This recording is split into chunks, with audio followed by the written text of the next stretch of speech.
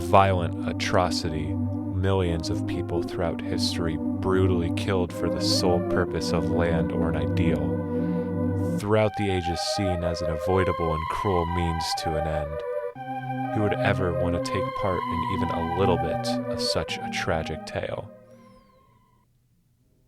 Anyways, I'm going to hop on Call of Duty later. You want to join me? But first, what is a war game? Wikipedia defines a war game as a strategy game in which two or more players command opposing armed forces in a simulation of an armed conflict.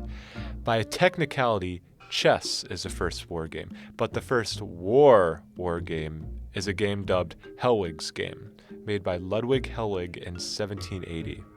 This was a huge change from the popular war game of chess. It was played on a much larger board where there were even different terrains on different parts of the board. It was used to teach future Prussian generals basic war tactics. The type of game would expand more and more because of how people liked it. It went from a training simulator to a game lots of people would play and enjoy.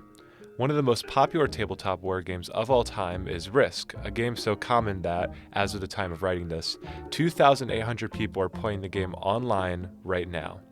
The idea of a tabletop war game would then evolve into electronic war games, the first of its kind being Computer Bismarck for the Atari 8-bit computer. Eventually, people got bored of the tactics and strategy of war. People wanted the thrill, the idea of actually being in the front lines instead of this. The first ever first-person shooter game was Maze War, a game developed before the first computer strategy war game, actually. A game developed by two high school students where the goal of the game was to walk around in a maze and shoot the other person. If you did that, then you won. Not really that interesting though. It's only when we get to games like Wolfenstein and... But first, Wolfenstein. Wolfenstein 3D was a first-person shooter that involved shooting Nazis while completing levels. This got hit with some backlash, a common theme among all shooter games you'll see, because it involved you shooting people, and there was blood. Oh no, I'm bleeding. After Wolfenstein, plenty of more technological advancements were made, making a golden age of first-person shooters. But the most popular of this age had to be... For those who don't know, Doom is one of the most well-known first-person shooters of all time, where you shoot demons and zombies on Mars and, later in the game, Hell. Doom was deemed at the time the third best computer game of all time, and also gained a lot of controversy for its violent themes and satanic imagery. From here, with the evolution of physics engine and computer parts, games would start to get more and more high quality and eventually multiplayer. Things would get even more realistic and even more graphic and even more fun? But why is it fun? Why would people see such graphic and horrible things and think of them as fun? To be honest, no one really knows off the top of their head.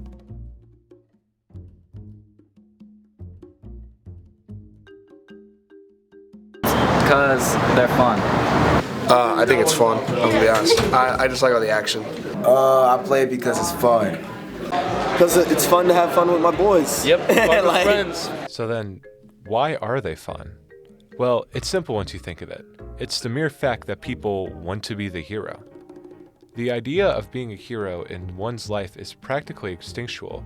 I mean, what is more heroic than going on adventures hunting for food for your caveman family? If you look at stories and plays before Christianity came around with its popular ideas of be nice to everyone, a hero was seen as a person who went on great adventures and killed everyone that got in their way. So people want to be heroes because our current lives restrict us from satisfying our instincts. So we go to other means like reading heroic stories or playing heroic games. So then, why do people like to play violent video games even though they relate to violent themes? It's simple. It's because they want to be the hero as much as they can in a boring, mundane, and depressing life.